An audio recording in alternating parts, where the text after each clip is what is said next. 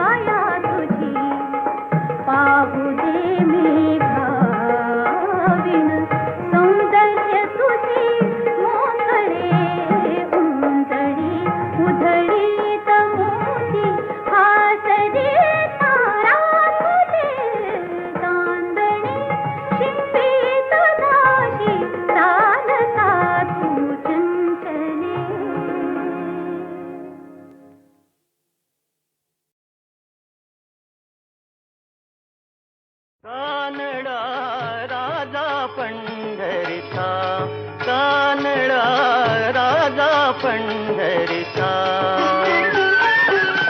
वेदा नाही कळला अंत पार याचा, कानडा राजा पंढरीचा, कानडा राजा पंढरीचा.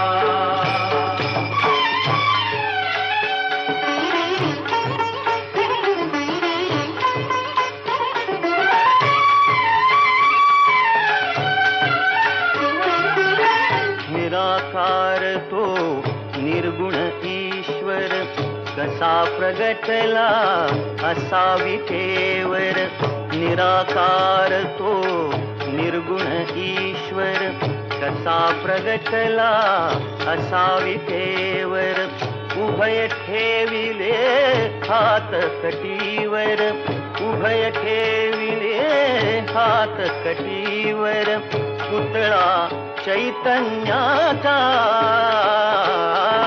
कानडा राजा पंढरीचा, कानडा राजा पंढरीचा.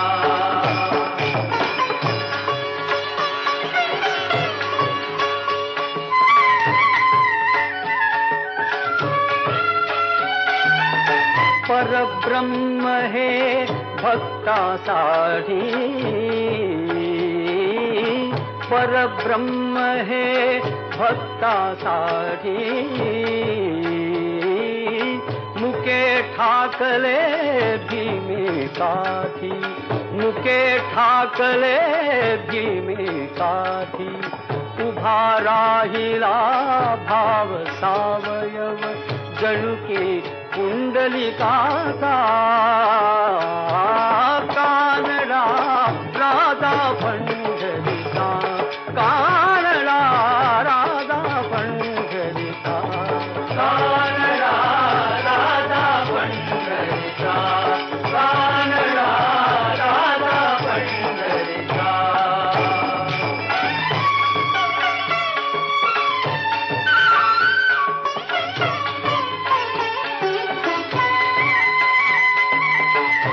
नाम्याची खीर टाकतो चोखोबांची गुरे राखतो हा नाम्याची खीर टाकतो चोखोबांची गुरे राखतो पुरंदराचा हा परमात्मा पुरंदराचा हा परमात्मा वाली दामाजीचा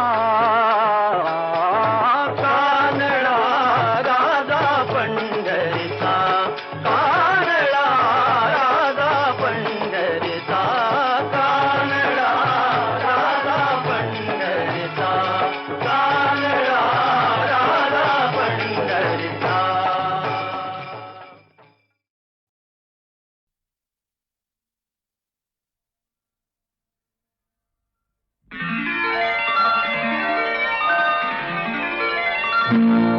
अग इमला तुझा माझा जोडा भारी जमला अग इमला तुझा माझा जोडा भारी जमला आता बोंबला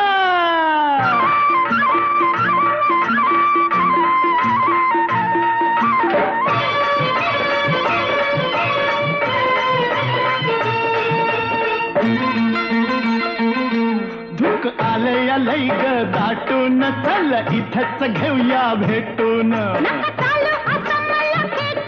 साडी गुलाबी जाईल साडी गुलाबी जाईल साडी गुलाबी जाईल फाटून सार रगात आलंय गोठून उब भटाची देशील का वाटून मारून मी खिल्लाशी पाठवून कोरी जवानी जाईल कोरी जवानी जाईल कोरी जवानी जाईल फाटून मला थंडीचा वारा झोपला झोमला झोमला आता बोंबला अग इमला तुझा माझा जोडा भारी जमला माझ्या रूपानं तुम्ही का झिंगला झिंगला झिंगला आता बोंबला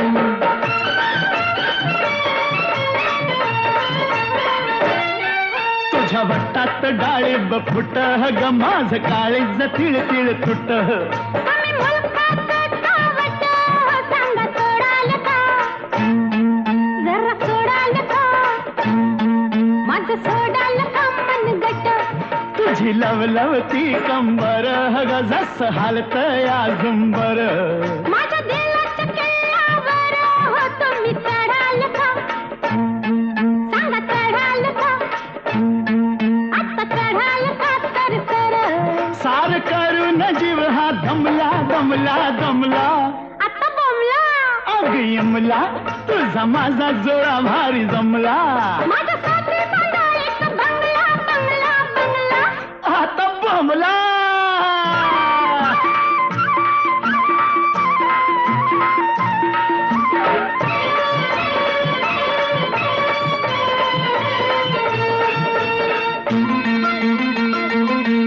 बग बांधलाय बंगला नवा ग चारी बाजूनी मोकळी हवा आता दारानं खिडक्या लावा हो मला उचलून हळूच जरा उचलून हळूच वर उचलून हळूच ठेवा या मऊ मऊ गाद्या कशा ग त्याच्या वरी या मखमली उषा सारं बघून कडले नशा हो तुम्ही कराल का बाई कराल का पुरी कराल का हो आशा मला आणा जोडीदार चांगला चांगला चांगला आता बोंबला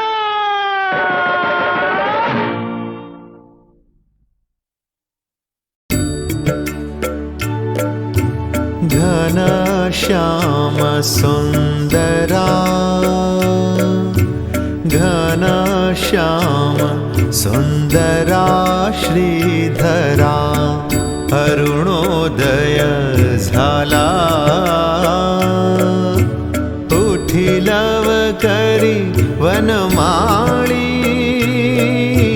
वनमाळी उठी लवकरी वनमाळी उदया चळी मित्र आला घनश्याम सुन्दरा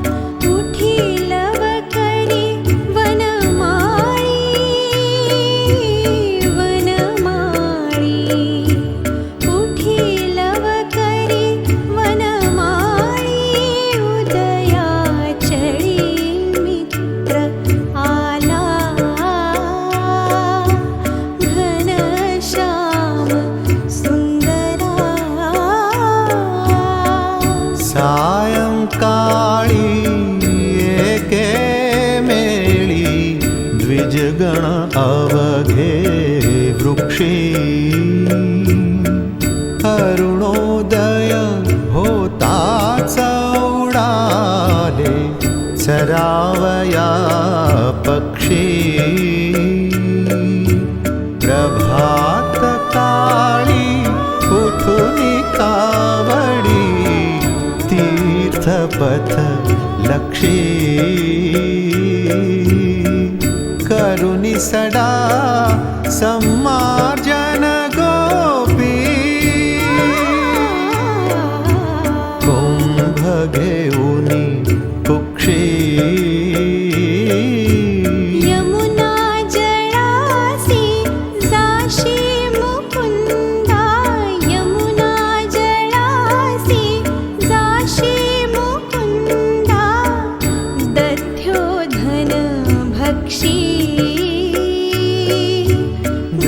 घनश्याम सुन्दरा श्रीधरा अरुणोदय झाला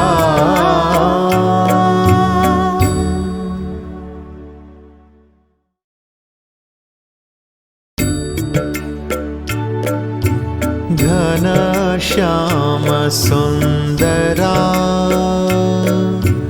घनश्याम सुन्दरा श्रीधरा अरुणोदय झाला उठी लवकरी वनमाळी वनमाळी उठी लवकरी वनमाळी उदया चळी मित्र आला घनश्याम सुन्दरा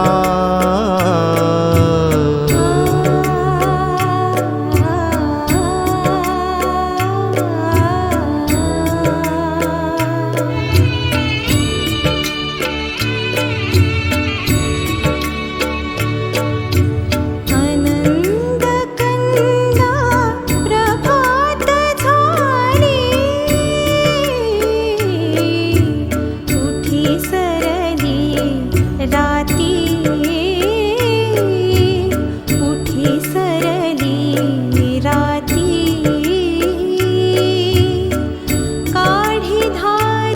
क्षीरपात्र घेऊनी धेनु हंबरदी लक्षिताति वासुरे हरी धेनु स्तनपानाला उठी लवकरी वनमाळी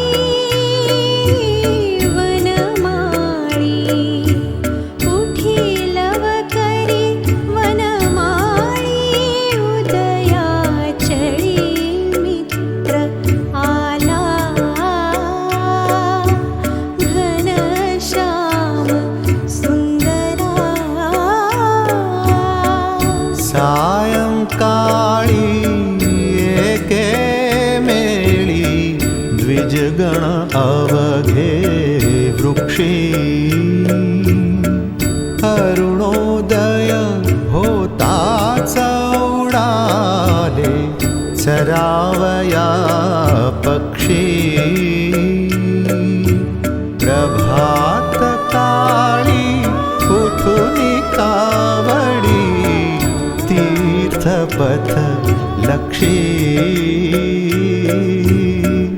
करुणी सडा सम्मार्जन गोपी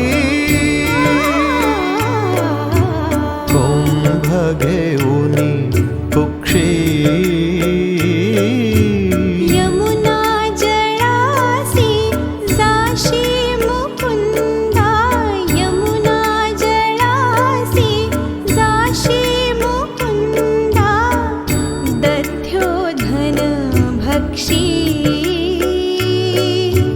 घनश्याम सुंदरा श्रीधरा अरुणोदय झाला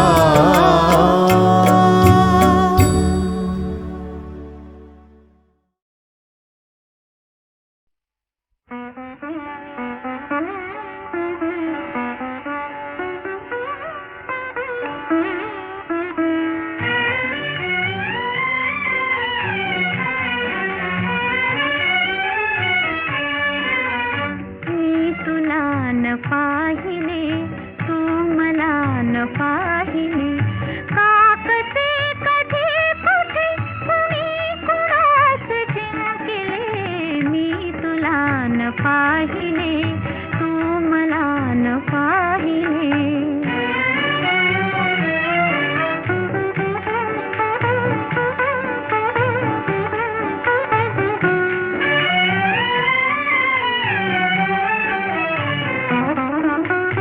शब्दहीन बोलता साध घातली पुणी शब्दहीन बोलता साध घातली पुणी आज अंतरातली तार छेडली पुणी आज अंतरातली तार छेडली पुणी सात रंग सात सूर एक साथ रंगले मी तुला न पाहिले तू मला न पाहिले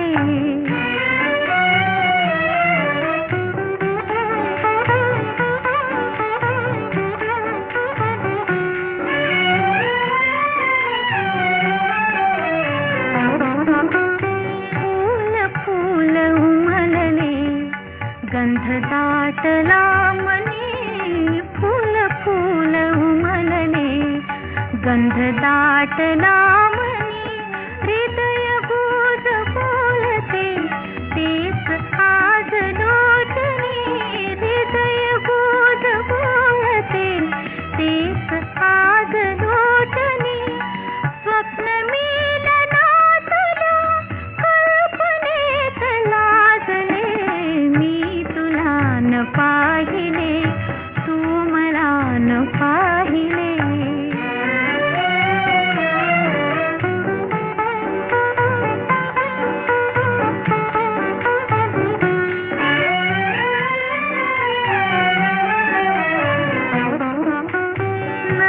नंदनातली फुले वर्षतात काशी रे नंदनातली फुले वर्षतात काशिरे व्यापुनी मनाहुरे ही अबोल माधुरे व्यापुनी मनाहुरे ही अबोल माधुरे आज जीवनातली रम्यता मला कळे मी तुला न पाहिले तू मला न पाहिले का कसे कधी कुठे कुणी कुणास जिंकले मी तुला न पाहिले तू मला न पाहिले.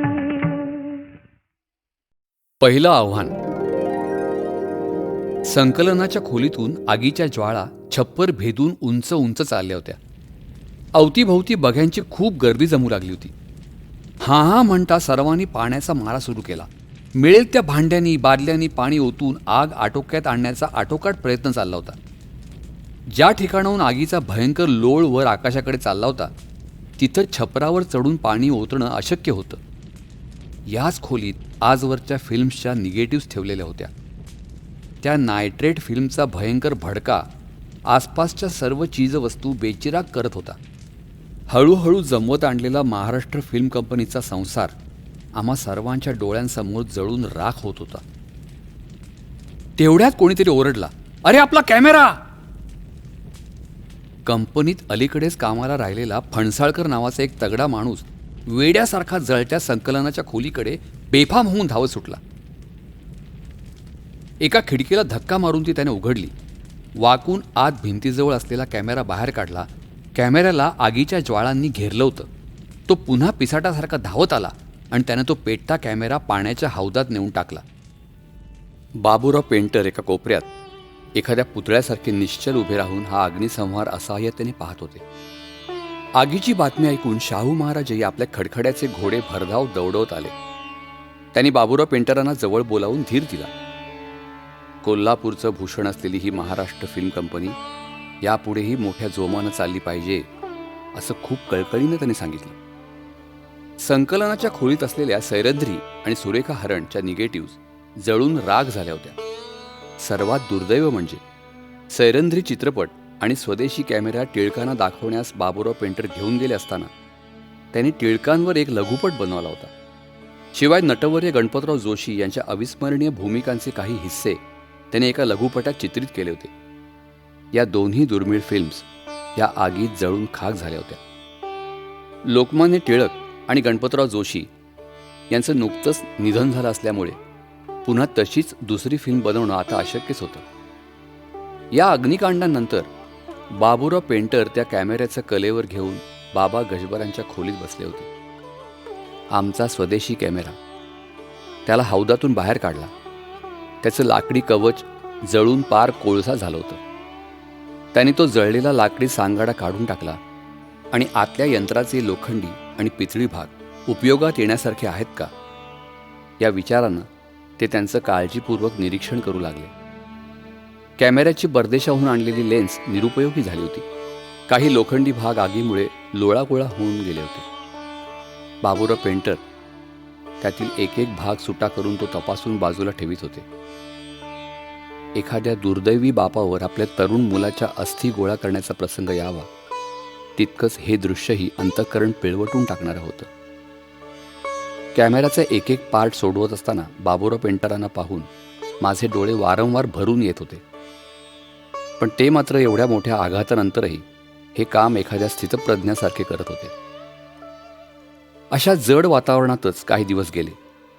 दुःखाची गडद छाया साऱ्या कंपनीवर पसरली होती. अचानक एक दिवस एक बातमी पसरली की कंपनीत एक नवीन भागीदार येत आहेत. कोल्हापूरचे श्रीमंत सरदार नेसरीकर यांनी कंपनीला अडचणीतून बाहेर काढण्यासाठी आवश्यक तितकं भांडवल पुरवण्याचं कबूल केलं होतं. सर्वांच्या जीवात जीव आला. पुढील चित्रपटाचं कथानक पूर्वीच निश्चित झालं होतं. सिंहगड या चित्रपटाच्या कथानकाच्या चर्चा पुन्हा रंगात येऊ लागल्या. दांडपट्टा, तलवारबाजी आणि फरीक दग्याचा सराव करण्याचं काम सुरू झालं. या खेपेला वातावरण उल्हासानं नव्हे तर एक तऱ्हेच्या आत्यंतिक कळकळीनं भारावलं होतं. आमचा हा नवा चित्रपट पूर्ण करून महाराष्ट्र फिल्म कंपनीची उभारणी पुन्हा मजबूत पायावर करायची या भावनेनं आम्ही सर्व भारावल होतो. आता हिंदुस्थानात बऱ्याच लहान मोठ्या शहरातून सिनेमा दाखवण्याची सोय होत चालली होती. एखाद्या नवीन प्रयोगामध्ये भांडवल गुंतवत असल्याची भांडवलदारांची भावना आता कमी होऊन एका नवीन व्यवसायात आपण पैसे गुंतवत असल्याची विचारधारा निर्माण होत चालली होती. सरदार नेसरीकर यांनीही महाराष्ट्र फिल्म कंपनीला याच विचारानं भांडवलाची मदत केली होती. थोड्याच दिवसात महाराष्ट्र फिल्म कंपनीत अमेरिकेच्या बेल अँड हॉवेल कंपनीचा एक अद्ययावत कॅमेरा मुंबईहून आला. या नवीन कॅमेऱ्यावर सिंहगडचं चित्रीकरण झपाट्यानं सुरू झालं. कोल्हापूर संस्थान म्हणजे शिवाजी महाराजांच्या वंशजांची राजगादी. त्यामुळे शिवाजी महाराज, स्वराज्य याबद्दल भक्ती, आदर अगदी बालपणापासून आम्हा सर्वांच्या रक्तात भिनलेला होता. तोच जोश, तोच कैफ आम्हा सर्वांना चढला. प्रत्येकजण आपल्या भूमिकेचा अभिनय त्याच हिरिरीने करत होता. स्वतः बाबूराव पेंटर, त्यांची दाढी मिशी असल्यामुळे शिवाजी झाले होते. बाळासाहेब यादव तानाजी, झुंजारराव पवार उदयभानू आणि मी 21 वर्षांचा तरुण 80 वर्षांच्या शेलार मामाची भूमिका करत होतो. स्टुडिओला नेहमीप्रमाणे वरच्या बाजूनं पांढऱ्या कपड्याचं आवरण चढवलं. सुरेखा हरणच्या प्रदर्शनाच्या वेळी बाबूराव पेंटर मुंबईला गेले असताना त्यांनी कुठल्या तरी बोटीच्या जुन्या लाकडी फळ्या विकत आणल्या होत्या. त्या फळ्यांवरून कापड ताणल्यामुळे आता देखाव्याची उंची पहिल्यापेक्षा बरीच वाढवणं शक्य झालं होतं. स्टुडिओतलं चित्रीकरण आटोपल्यावर बाह्य चित्रणातली बरीच दृश्य पुण्याजवळील सिंहगडावर न घेता सोयीच्या दृष्टीनं कोल्हापूरपासून 18 किलोमीटर दूर असलेल्या पन्हाळा गडावर घेण्यास सुरुवात झाली. माझं शेलार मामाचं काम नसलं की मी कधी मावळ्याचा तर कधी मुसलमान शिपायाचा पोशाख आणि मेकअप करून चित्रीकरणात भाग घेत असे. गर्दीच्या दृश्यांच्या वेळी सर्व लोकांना त्यांच्या वेगवेगळ्या हालचाली समजावून सांगणं, त्यांच्यावर नियंत्रण ठेवणं ही कामंही मी आपणहून करू लागलो. कित्येकदा दूरवर असलेल्या सैनिकांपर्यंत कोणाचाही आवाज पोचत नसे, तेव्हा मी गडावर पायी किंवा घोड्यावरून भराभर जाऊन बाबूराव पेंटरांचं सांगणं सैनिकांच्या घोळक्याला समजावून सांगत असे. बाबूराव पेंटरांचं तुटक आणि हळू बोलणं नीट समजावं म्हणून मी त्यांचीच वाक्य त्या घोळक्याला मोठ्यानं ओरडून सांगत असे. थोडक्यात म्हणजे मी बाबूराव पेंटर यांचा लाऊडस्पीकर झालो होतो. कित्येक वेळा गर्दीच्या दृश्यात मी काही नवीन हालचाली माझ्या कल्पनेप्रमाणे लोकांना करायला सांगत असे. त्यातील काही बाबूराव पेंटरांना मुळीच पसंत पडत नसत. त्यावेळी ते माझ्यावर रागावत आणि म्हणत, तू त्यांना काहीतरीच काय करायला सांगतोस. पण त्यांचा रोष पत्करूनही गर्दीतल्या लोकांना तसंच कमी महत्त्वाच्या पात्रांना मधूनमधून अभिनयासंबंधी सूचना देण्याचा धीटपणा मी करत असे. यामुळे दृश्यांच्या हालचाली आणि कथानकाला आवश्यक असलेला परिणाम सिनेमात कसा साधला जावा याची मला थोडी थोडी कल्पना येऊ लागली होती. सिंहगडावरील शेवटचं लढाईचं दृश्य तर रात्रीच्या वेळी चित्रित करायचं होतं. तानाजी आणि शेलार मामा घोरपडीच्या सहाय्यानं सिंहगडावर निवडक मावळ्यांसह चढून जातात आणि किल्ल्याचा मोठा दरवाजा उघडून मराठी सैन्याला आत घेतात. रात्रीच्या गडद अंधारात लढाईची एकच धमश्चक्री चालू होती. मशालीच्या उजेडात ही दृश्य चित्रित होऊ शकत नव्हती. शेवटी बाबूराव पेंटरांनी एक युक्ती शोधून काढली. दिवाळीला चंद्रज्योत हा दारूकामाचा एक प्रकार पेटवण्यात येतो. या चंद्रज्योतींचा खूप लख्ख पांढरा प्रकाश पडतो. या चंद्रज्योतीतली दारू दृश्यांच्या आवश्यकतेप्रमाणे एका लांब रांगेत रांगोळीप्रमाणे ठेवीत असू. ती मशालीनं पेटवून त्या उजेडात लढाईची दृश्य चित्रित केली जात. चंद्रज्योतींचा बराचसा धूर वाऱ्यानं वाहून जात असे आणि थोडाफार धूर दृश्यांवर आला तरी तो मशालींचाच धूर आहे असं वाटत असे. रात्रीच्या दृश्यांचं चित्रीकरण विजेच्या दिव्याशिवाय आपल्या देशात पहिल्यांदाच अशा तऱ्हेनं पार पडलं. आर्गींच्या दिव्यासमोर प्रिंट काढण्याचं काम दामल्याने सुरू केलं. मी गेल्या खेपेसारखाच फिल्मची गुंडाळी घट्ट पकडण्याच्या वर्दीवर हजर होतो. एकदा दामले कुठेतरी बाहेर गेले होते. काही प्रसंगांच्या निगेटिव्हचे प्रिंट बाबूराव पेंटरांना ताबडतोब करून हवे होते. मी प्रिंटिंगच्या यंत्रावर फिल्म चढवली. समोरचा दिवा पेटवला. मोठ्या धाडसानं हँडल फिरवून मी प्रिंट काढलं आणि त्यावर रासायनिक प्रक्रिया केली. मी त्या प्रिंटचं निरीक्षण केलं. प्रिंटिंग मशीनचं प्रत्यक्ष हँडल फिरवण्याचा अनुभव नसल्यामुळे माझ्या हाताची गती कमी जास्त झाली होती.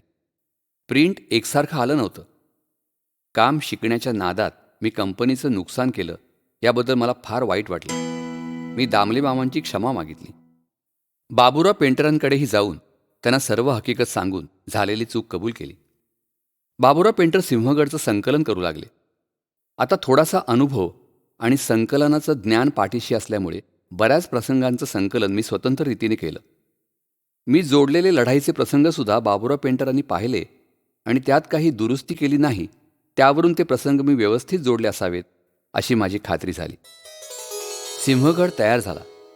बाबुराव पेंटर सिंहगडची प्रत घेऊन मुंबईला जायला निघाले. जाताना ते स्टुडिओपाशी थबकले. त्यांनी दामल्यांना सांगितलं, अरे पावसाळा जवळ आला आहे, या सर्व फळ्यांना डांबर लावलं पाहिजे, म्हणजे त्या कुजणार नाहीत. यावेळी आम्ही सर्वजण तिथेच उभे होतो.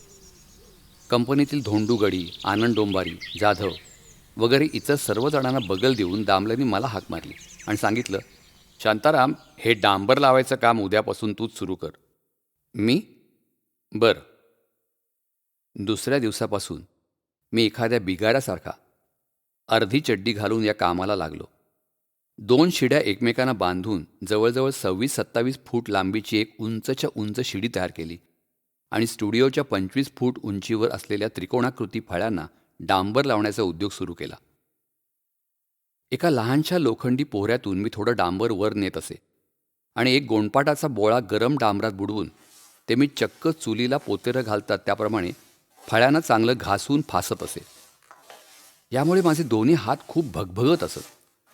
पोहऱ्यातलं डांबर संपलं की खाली येऊन पुन्हा मीच त्या पोहऱ्यात डांबर घालून वर नेत असे. हा डांबर लावण्याचा प्रकार चालू असताना हे त्रासदायक काम आपल्या गळ्यात पडेल म्हणून कोणीही तिथे फिरकत नसे. वरून वैशाखाच्या उन्हाचा ताप आणि खालून डांबराच्या झळा.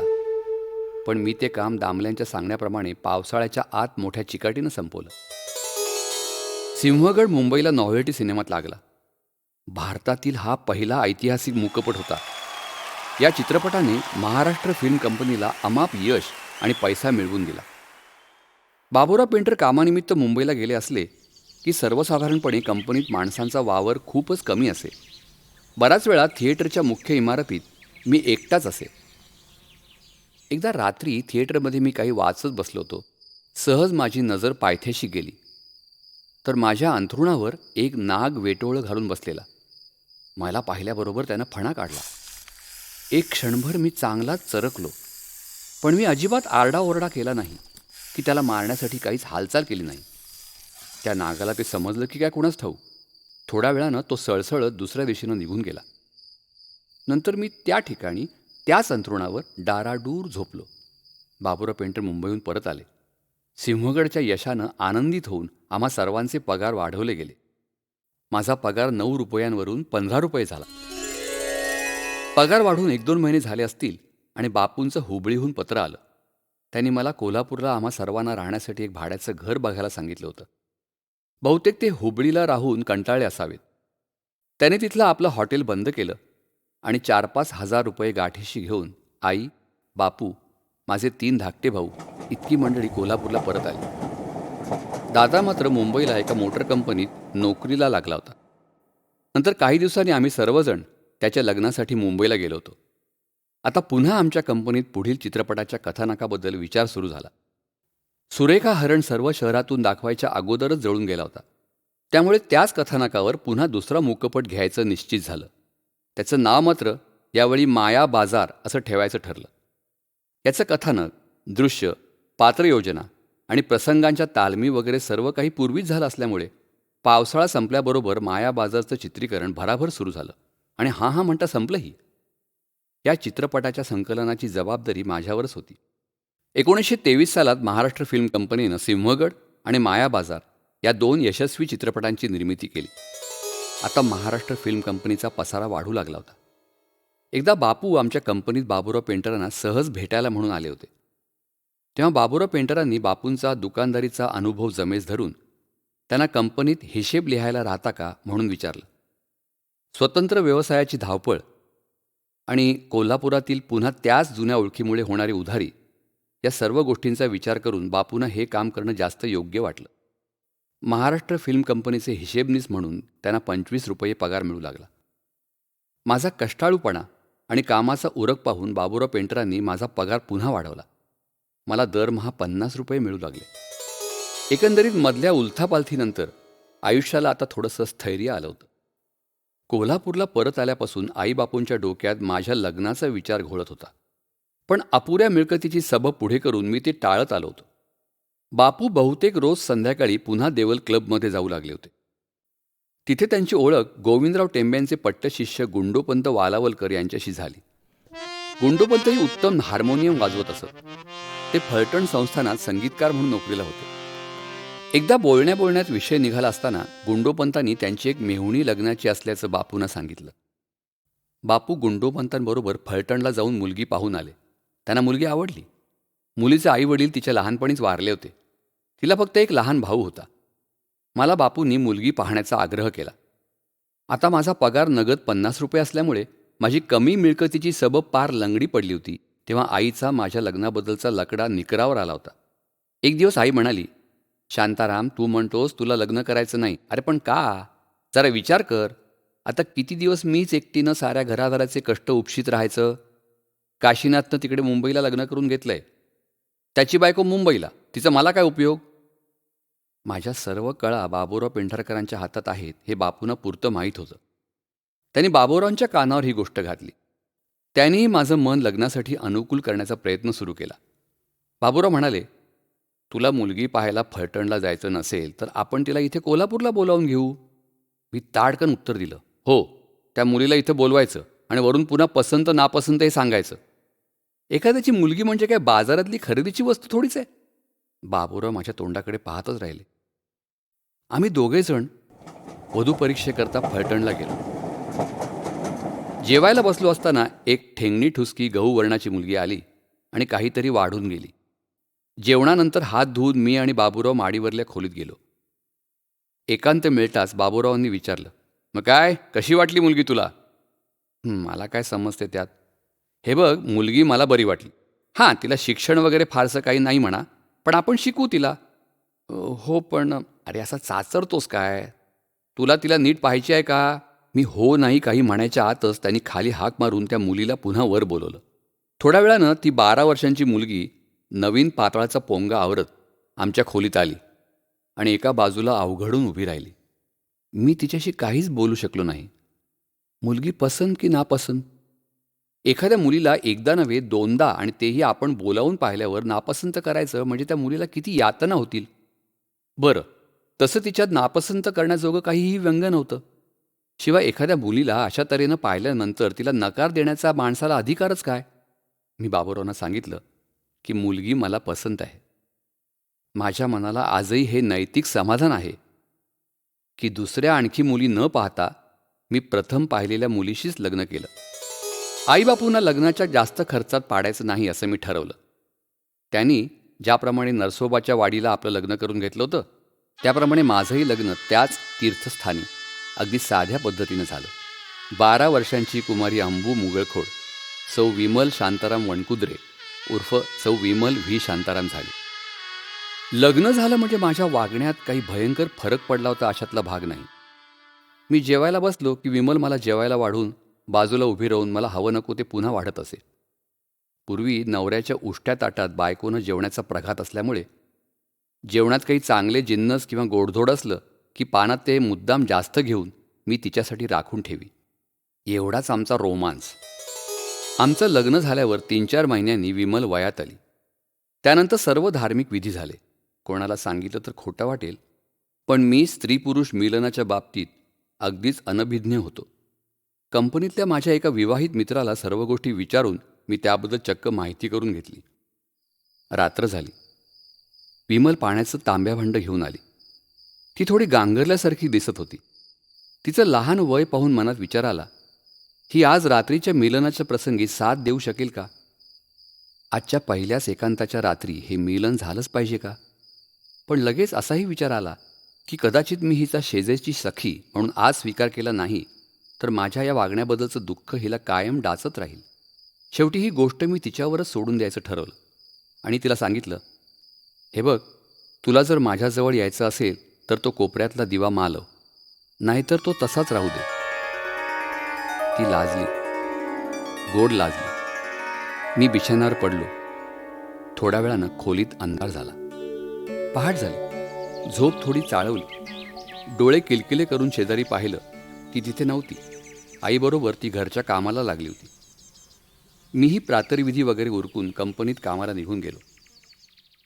माझ्या लग्नाच्या थोडे दिवस अगोदरच कोल्हापूरला आमच्या घरासमोर असलेल्या लक्ष्मीप्रसाद थिएटरमध्ये स्टार या नावाचं चित्रपटगृह सुरू झालं होतं.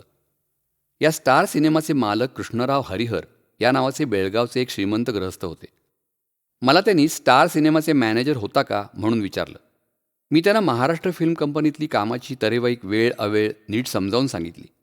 पण तरीही स्टार सिनेमातली मॅनेजरची जागा मीच सांभाळावी असा त्यांनी आग्रह धरला. मी पण सिनेमाचं थिएटर चालवण्याचा अनुभव आपणाला असावा या विचारानं हे काम स्वीकारलं. त्यांनी मला 15 रुपये वेतन देण्याचं कबूल केलं. स्टार सिनेमाचे मॅनेजर आणि महाराष्ट्र फिल्म कंपनीतील कर्मचारी ही माझी 2 अगदी स्वतंत्र रूपं होती. मी कंपनीत दिवसभर सर्वांशी अगदी खेळीमेळीने वागत असे. त्यामुळे बऱ्याच वेळा कंपनीतील लोक माझ्या ओळखीचा फायदा घेऊन संध्याकाळी फुकट सिनेमा बघण्याचा प्रयत्न करत.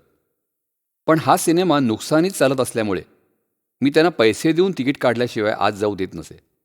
बाळासाहेब यादव मात्र नेहमी म्हणत, ह्या आईला तू तिथं कंपनीत आमच्याशी अगदी हसून खेळून असतोस आणि त्या आईला ओळख बी देत नाहीस. हरिहर यांच्याकडून मॅनेजरच्या कामाबद्दल मी फक्त पहिल्या महिन्याचाच 15 रुपये पगार घेतला. नंतर बरेच दिवस हे मॅनेजरचं काम मी बिनपगारी करत होतो. 1924 सालात बाबुराव पेंटरांनी कल्याण खजिना हा चित्रपट काढण्याचं ठरवलं. कल्याणच्या सुभेदाराच्या सुनेच्या कामासाठी मुंबईहून सुलताना नावाची एक मुलगी बाबुराव पेंढारकरांनी शोधून आणली होती. ही सुलताना अतिशय सुंदर होती. या चित्रपटातलं तिचं काम चालू असताना तिला सांभाळता सांभाळता नाकी 9 आले.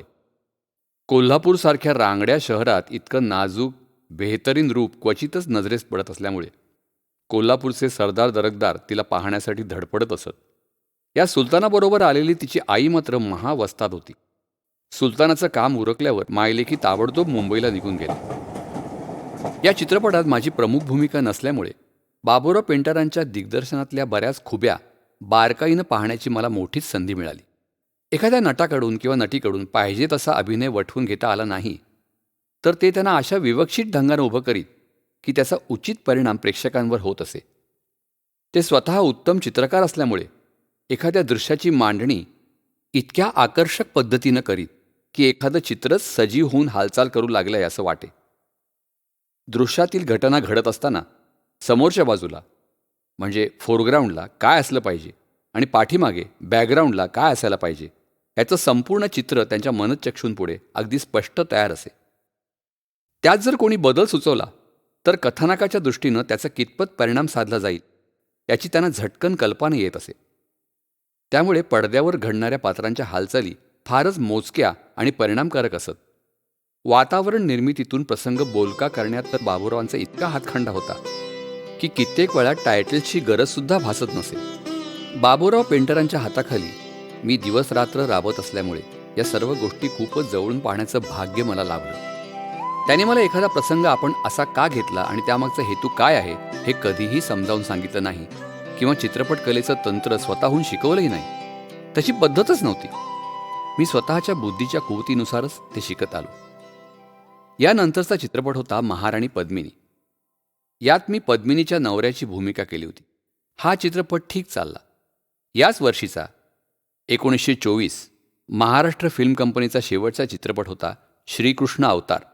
हा चित्रपट पौराणिक असूनही त्याच्या कथानकाची मांडणी बाबुराव पेंटरांनी सामाजिक दृष्टिकोनातून केली होती. त्या चमत्कृती वगैरे प्रकारांना फारसं महत्त्व दिलं नव्हतं. या श्रीकृष्ण अवतारच्या प्रदर्शनाच्या वेळी बाबुराव पेंटर मला सोबत घेऊन जाणार होते. त्यांच्याबरोबर मुंबईला जायला मिळणार या कल्पनेनंच मी अगदी फुलून गेलो होतो. महाराष्ट्र फिल्म कंपनीला आग लागली होती त्यावेळी शाहू महाराजांनी बाबुराव पेंटरांना मुंबईला काही कामासाठी गेलात की खेतवाडीत असलेल्या आपल्या पन्हाळा लॉज या इमारतीत उतरत जा असं मोठ्या आग्रहानं सांगितलं होतं. आम्ही पन्हाळा लॉजवर उतरलो. तिथले नोकर बाबुराव पेंटरांचे कपडे नीट धूत नसत. त्यांचं ते मळकं धोतर पाहून मला कसं तरीच वाटे. त्यामुळे मी त्यांचे कपडे स्वतःच धूत असे. 1925 साली आमच्या कंपनीनं 3 चित्रपट काढले. त्यातले 2 ऐतिहासिक होते. पहिला राणा हमीर. राजपुतांच्या गौरवशाली इतिहासातील हे कथानक होतं. यात बाळासाहेब यादवांनी राणा हमीरची भूमिका केली होती आणि मीही त्यात त्याच्या एका मित्राची भूमिका केली होती. दुसरा चित्रपट होता शहाला शह. शिवाजीनं विजापूरच्या राज्यात धुमाकूळ चालवला होता. त्यामुळे शहाजीला विजापूरचा सुलतान आदिलशहा कैद करतो आणि शिवाजीला एक धमकीवजा पत्र पाठवतो. पण शिवाजी ऐकत नाही असं पाहून तो शहाजीला भिंतीत चिणून मारण्याचं ठरवतो. शिवाजी त्यावेळी मोठ्या युक्तीनं शहाजीची सुटका करून घेतो. हा स्फूर्तिदायक ऐतिहासिक चित्रपट लोकांना बराच आवडला. या चित्रपटात मी आदिल शहाचं काम केलं होतं. या भूमिकेसाठी मला माझ्या डोक्याचा चक्क चमनगोटा करून घ्यावा लागला होता. माझ्या कुरळ्या झुलपांमुळे मला कंपनीत येणारी बरीच माणसं कुरळ्या केसांचा पोरगा, कर्ली हेडेड बॉय म्हणत असत. रोज सकाळी न्हावी येऊन माझं डोकं अगदी शेंडीसुद्धा न ठेवता वस्त्र्यानं छान तुळतुळीत करून टाकी. या रोजच्या हजामतीमुळे आणि त्यामुळे होणाऱ्या डोक्याच्या भगभगीनं मी अगदी रडकुंडीला आलो होतो. शेवटी एकदाचं चित्रीकरण संपलं. चित्रपटाची प्रत संकलित होईपर्यंत मध्ये 1.5 महिन्याचा काळ लोटला. तेवढ्यात माझं डोकं काळ्या कुरळ्या केसांनी अगदी भरून गेलं. बाबुराव पेंटर शहाला शहची कॉपी घेऊन मुंबईला गेले आणि थोड्याच दिवसात चित्रपट प्रदर्शित न करताच ते परत आले. आल्याबरोबर मला त्यांनी सांगितलं, पुन्हा काही सीन्स घेऊन यात घालायचे आहेत. कोणते? आदिल शहाच्या महालातले. म्हणजे आदिलशहाचे? होय. झालं, बोलवा न्हावी. सकाळी न्हावी आल्यावर ईदीच्या बकऱ्यासारखी त्याच्यासमोर मुंडी धरून पुन्हा सर्व टकलं तासून घेतलं. या वेळेपर्यंत मी बाबुराव पेंटरांना चित्रीकरणाच्या सर्व कामात व्यवस्थित मदत करू लागलो होतो. सर्व पात्रांची रंगभूषा, वेशभूषा व्यवस्थित आहे की नाही, चित्रपटाच्या अगोदरच्या दृश्याप्रमाणे क्रमिकता म्हणजे कंटिन्युटी पाहणं, ही कामं मी खूप बारकाईने सांभाळू लागलो होतो. मी आता संकलन तर स्वतंत्रपणे करीत असेच, पण साहेब मामांच्या गैरहजेरीत कित्येक वेळा कॅमेरा चालवून मी काही दृश्य चित्रितही करू लागलो होतो. रसायन प्रक्रियेच्या कामाचंही मला आता चांगल्या रीतीनं आकलन झालं होतं. शहाला शह या चित्रपटाचं काम उरकेपर्यंत पावसाळा डोक्यावर आला होता. अर्थातच चित्रीकरण बंद झालं. परदेशात विजेच्या सहाय्यानं चित्रीकरण होऊ लागलंय अशा बातम्या आम्हाला कोल्हापुरात मिळत होत्या. कोल्हापूरला अजून वीज आली नव्हती. फक्त मंडईत पिठाची गिरणी होती. तिच्या ऑइल इंजिनच्या सहाय्यानं मंडईतल्या दुकानातून दिवे लावण्याची सोय झाली होती. बाबुराव पेंटरांनी ते ऑइल इंजिन त्याच्या डायनॅमो आणि रस्त्यावरच्या दिव्याच्या खांबांसह विकत घेतलं. ते इंजिन आणि दिव्याचे खांब कंपनीत नेण्याच्या उद्योगास आम्ही सर्वजण लागलो. विजार वर गुडघ्यांपर्यंत दुमडून पावसानं झालेला चिखल चक्क तुडवत ते विजेचे जड खांब आम्ही खांद्यावरून स्टुडिओत नेत होतो. 1925 सालचा तिसरा चित्रपट होता सावकारी पाश. हा चित्रपट म्हणजे बाबुराव पेंटरांनी दिग्दर्शित केलेल्या सर्व चित्रपटांचा कौस्तुभमणी. आज वापरल्या जाणाऱ्या सर्व विशेषणांना सुयोग्य असा, समांतर, प्रायोगिक आणि चाकोरी बाहेरील असा हा चित्रपट काढण्याचं धाडस बाबुराव पेंटरांनी 1925 साली केलं होतं. हा भारतातला पहिला वास्तववादी सामाजिक चित्रपट. याचं कथानक कादंबरीकार नारायण हरी आपटे यांच्याकडून बाबुराव पेंटरांनी लिहून घेतलं होतं. ते हृदयाला घर पाडणारं होतं. या चित्रपटात नायकाचं काम मी केलं होतं. चित्रपटाची सुरुवात कथेचा नायक गिरणीत कापसाचे मोठमोठाले गठ्ठे उचलत असताना होते. त्यातच त्याच्या पूर्वस्मृती जागृत होतात. नायकाच्या वृद्ध वडिलांनी त्याच्या लग्नासाठी आपली शेतजमीन गहाण ठेवून गावच्या सावकाराकडून कर्ज घेतलेलं असतं. हा सावकार अतिशय नीच आणि कंजूस. होळी फाल्गुन आणि दिवाळी कार्तिक अशा तऱ्हेनं वर्षाचे 14 महिने मोजणाऱ्यांच्या जातीतला तो त्या शेतकऱ्याचा जमीन जुमला, घरदार सर्व काही व्याज मुदलापोटी हिरावून घेतो. ते सारं कुटुंब देशोधडीला लागतं. चित्रपटाचा शेवट तर अत्यंत हृदयस्पर्शी होता. सावकार आपल्या पेढीवर बसलाय. दुसरा आणखी एक शेतकरी त्याच्याकडून कर्ज घेतोय आणि पहिल्या शेतकऱ्याप्रमाणेच सावकार त्याचा हात धरून कर्जखतावर त्याचा अंगठा उमटवून घेत आहे. अशा तऱ्हेनं हे दुष्टचक्र अव्याहत चालू राहणार आहे हे थोडक्यात आणि परिणामकारक रीतीने दाखवलं होतं. चित्रपट लोकप्रिय करण्याच्या दृष्टीनं बाबुराव पेंटरांनी कसलीही तडजोड केली नव्हती. बाबुराव पेंटर यांच्यातला दिग्दर्शक या चित्रपटात उफाळून वर आला होता. सावकारी पाश तिकिटाच्या खिडकीवर सपशेल आदळला. तरीही या चित्रपटाचं नाव आजही हृदयस्पर्शी विषयाची निवड, यथार्थ हाताळणी आणि प्रयोगात्मक दिग्दर्शनामुळे चित्रपटाच्या इतिहासात मोठ्या गौरवानं घेतलं जातं. मुंबईस त्यावेळी निघत असलेल्या सोशल रिफॉर्मरसारख्या समाजसेवेला पूर्णतः वाहून घेतलेल्या साप्ताहिकात नटराजन या संपादकानं अग्रलेखात सावकारी पाशची अतिशय वाखाणणी केली होती. शिवाय समाजातलं अज्ञान दूर करण्यास मदत करणारे असे चित्रपट खूप मोठ्या प्रमाणात निघावेत असं त्या लेखात मोठ्या आग्रहाने प्रतिपादिलं होतं. सावकारी पाश आणि त्यावरील या लेखानं चित्रपटाचं माध्यम हे केवळ लोकरंजनासाठीच न राबवता त्यातून समाजातील विविध प्रश्न समस्या प्रभावी रीतीनं मांडता येतील याची जाणीव मला प्रकर्षानं झाली आणि ती माझ्या डोक्यात अगदी ठाम जाऊन बसली. सावकारी पाशच्या निमित्तानं मी सामाजिक प्रश्नांबाबत जागरूक असलेल्या एका साहित्यिकाच्या फार जवळ आलो. ते होते नारायण हरी आपटे. त्यांनी सावकारी पाशची कथा आणि मधल्या टायटलसाठी मनाला भिडणारे संवाद लिहिले होते. या काळातच मी नारायण हरी आपटे आणि नाथ माधव यांचं लिखाण पुन्हा वाचून काढलं. समाजात उभ्या असलेल्या अवघड प्रश्नांना सरळ हात घालून त्यातून मार्ग काढण्याची नारायण हरी आपट्यांची लिखाणाची पद्धत मला फार आवडली. त्यांच्या न पटणारी गोष्ट या कादंबरीनं तर मी फारच प्रभावित झालो होतो. आपल्यावर झालेल्या अन्यायाचा प्रतिकार करणाऱ्या एका बंडखोर स्त्रीच्या जीवनावर ही कहाणी आधारलेली होती. या कादंबरीनंतर मी त्यांचं सर्व वाङ्मय वाचून काढलं. सुखाचा मूलमंत्र या त्यांच्या निबंधात्मक पुस्तकामुळे माझा जीवनाकडे पाहण्याचा दृष्टिकोन जास्त सखोल झाला. त्यामुळे मी मानसशास्त्र आणि तत्त्वज्ञान या विषयांवरची पुस्तकं मोठ्या रुचीनं वाचून काढली. पूर्वी हायस्कूलमध्ये असताना विष्णूशास्त्री चिपळूणकरांचे निबंध वाचले होते. त्यावेळी ते मला फारसे समजले नव्हते. मी ते पुन्हा वाचले. यावेळी किर्लोस्कर खबर म्हणून एक मासिक निघत असे. या मासिकाचे सहसंपादक नारायण हरी आपटे हेच होते. यात प्रत्येक पानावर जीवनाला मार्गदर्शन करणारी जुनी आणि आधुनिक सुभाषितं असत. ती पुन्हा पुन्हा वाचून मनन करून ती आत्मसात करण्याचा प्रयत्न मी करत असे. नारायण हरी आपट्यांना सावकारी पाशच्या कथेच्या कामातून ज्या ज्यावेळी सवड मिळत असे त्या त्यावेळी मी त्यांच्याशी त्यांच्या साहित्यावर चर्चा करीत असे. या चर्चेतून मला पुष्कळ काही शिकायला मिळालं. न पटणारी गोष्ट या कादंबरीतली क्रांतिकारी नायिका आपल्या भारतात असणं शक्य नाही. तुम्ही ती केवळ कल्पनेनं घडवली आहे, त्यामुळे ती खरी वाटत नाही. मी केलेल्या या आरोपाचं खंडन करताना ते अगदी शांतपणे म्हणाले, महाराष्ट्रातल्या सांगली या गावी असलेल्या एका खऱ्याखुऱ्या विवाहित स्त्रीची ही सत्यकथा आहे. कित्येक वेळा सत्य हे 1000 कपोलकल्पित कथांपेक्षा जास्त अनपेक्षित आणि धक्का देणारं असतं. त्यांचं हे बोलणं ऐकून आपल्या भोवती घडत असलेल्या घडामोडींकडे पाहण्याचा माझा दृष्टिकोन बदलला. प्रत्येक प्रश्नाचा निरनिराळ्या दृष्टिकोनातून विचार करण्याची ताकद माझ्यात निर्माण होऊ लागली. सावकारी पाशला आर्थिक अपयश आलं होतं, तरीही महाराष्ट्र फिल्म कंपनीने एकामागोमाग एक प्रदर्शित केलेल्या इतर यशस्वी चित्रपटांमुळे कंपनीत थोडी सुबत्ता नांदू लागली होती. बाबूराव पेंटर थोडे विसावले होते. त्यांनी एक जुनी फोर्ड गाडी हौसेनं विकत घेतली होती. त्या काळात राजे महाराजे आणि काही थोड्या सरदारांकडेच गाड्या असत. आम्हालाही बाबूराव पेंटरांच्या गाडीचं खूप कौतुक वाटलं. पण कोणीही आपली जुनी गाडी व्यवस्थित चालत नसेल तर ती विकतो, हे साधं व्यावहारिक तत्त्व बाबूराव पेंटरांच्या लक्षात आलं नाही. त्यांची बुद्धी यांत्रिक कामातही भयंकर तल्लक. त्याने ती गाडी स्वतः दुरुस्त करण्याचा हट्ट धरला.